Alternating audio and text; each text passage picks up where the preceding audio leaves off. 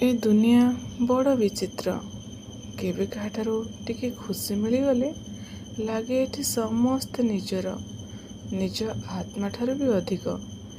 କିନ୍ତୁ କେବେ ସମୟ ବଦଳିଗଲେ, ପରିସ୍ଥିତି ବିଗିଡ଼ିଗଲେ, ମନରେ ଟିକିଏ କଷ୍ଟ ଅନୁଭବ କଲେ ହଠାତ୍ ସମସ୍ତେ ପର ଲାଗନ୍ତି। ବୋଧହୁଏ ସେତେବେଳେ ହିଁ ବୁଝିହୁଏ ଜୀବନର ବାସ୍ତବତା। ମନେ ପଡ଼େ ମୋ ବୋଉର ତାଗିଦ ଭରା କଥା ଯେ ଏ ସଂସାରରେ କେହି କାହାର ନୁହନ୍ତି।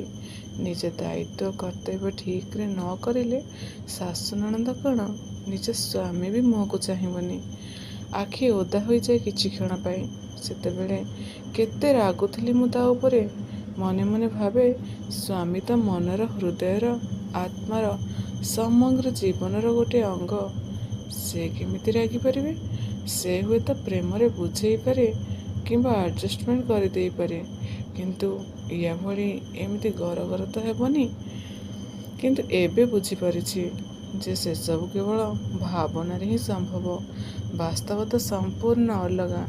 ମନେ ପଡ଼େ ପୁଣି ବୁଦ୍ଧଙ୍କ କଥା, କାମନାର ବିନାଶରେ ଦୁଃଖର ବିନାଶ। ଦୁଃଖର କାରଣ ହିଁ ତ କାମନା। ବାସ୍ତବରେ ମଣିଷ ନିଜେ ହିଁ ନିଜ ଦୁଃଖର କାରଣ ହେଇଥାଏ। ଏ ଜୀବନ ଯେ କେବଳ ଗୋଟିଏ ଅଭିନୟ, ଏ କଥା ସେ ଭୁଲିଯାଏ। ଏଠି ଯିଏ ଯେତେ ସହିବାର ଆଉ ସ୍ୱୀକାର କରିବାର ଅଭିନୟ କରିପାରିଲା, ସେ ଦୁନିଆ ଆଖିରେ ସେତେ ଭଲ। ସେସବୁ ବ୍ୟତୀତ ଏଠି କେହି ବି କାହାର ନୁହନ୍ତି। କାହା ପାଇଁ କାହାର ଦୟା ନଥାଏ କି ମାୟା ବି ନଥାଏ।